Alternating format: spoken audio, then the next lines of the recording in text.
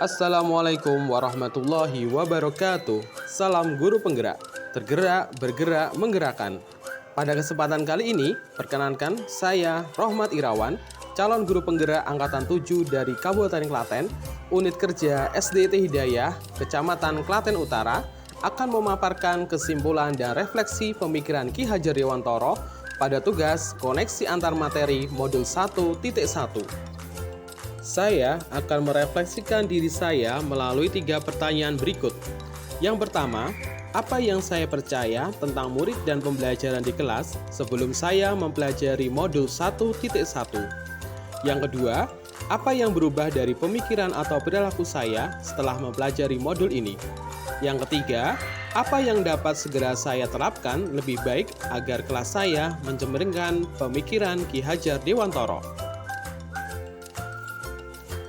Saya percaya tentang murid dan pembelajaran di kelas sebelum saya mempelajari modul 1.1 bahwa guru mendominasi pembelajaran atau teacher center.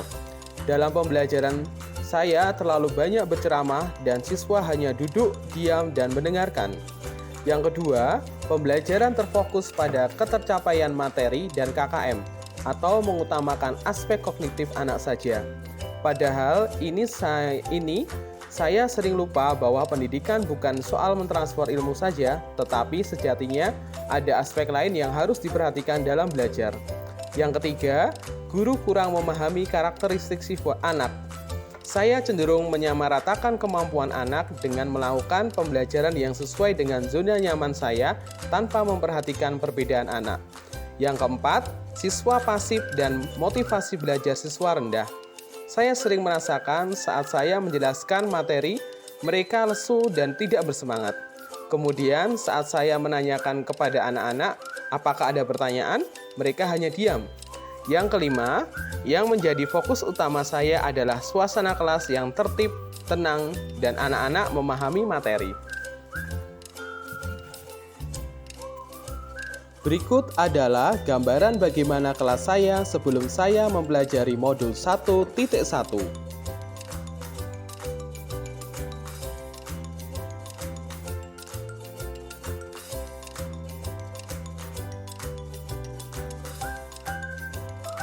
Setelah saya mempelajari modul 1.1 yang berubah dari pemikiran atau perilaku saya antara lain, yang pertama, merubah pemikiran bahwa guru bukan merupakan satu-satunya sumber belajar. Apapun yang ada di sekitar kita bisa digunakan sebagai sumber belajar anak. Anak bebas memilih sumber apa dan dari mana yang akan mereka gunakan untuk belajar. Tugas guru adalah menuntun, mengarahkan mana yang baik dan mana yang tidak baik. Yang kedua, pembelajaran menjadi berpusat pada anak. Dengan aktivitas pembelajaran yang berpusat pada anak akan menjadi lebih aktif karena terlibat dalam proses pembelajaran sehingga mereka dapat mengkonstruksi pengetahuannya. Yang ketiga, saya dapat lebih menghargai setiap karakteristik belajar anak. Anak terlahir berbeda, setiap individu memiliki keunikannya masing-masing. Saya sadar perbedaan ini akan menjadikan pembelajaran lebih berwarna. Bagaimana sebagai seorang pamong dapat menuntun anak sesuai dengan kodratnya. Selain itu, setelah mempelajari modul 1.1 ini juga dapat merubah perilaku saya antara lain, seorang guru dapat mengemas pembelajaran secara menarik agar memotivasi belajar siswanya meningkat. Yang kedua, dalam pembelajaran seharusnya seorang guru dapat memerdekakan siswa. Salah satu contohnya adalah memberikan kebebasan kepada anak untuk menyelesaikan setiap tugas sesuai dengan minat, bakat, dan keaktifasinya masing-masing. Sebagai seorang pendidik, juga harus lebih cermat melihat bakat anak melalui observasi, wawancara, dan juga pendekatan personal agar kita lebih dekat dengan anak. Kemudian, agar kelas saya mencerminkan pemikiran Ki Hajar Dewantara, penerapan yang segera akan saya lakukan di kelas antara lain, yang pertama, merancang pembelajaran yang interaktif dan menyenangkan dengan melibatkan peserta didik. Yang kedua, menerapkan pembelajaran berbasis kearifan lokal dan budaya setempat.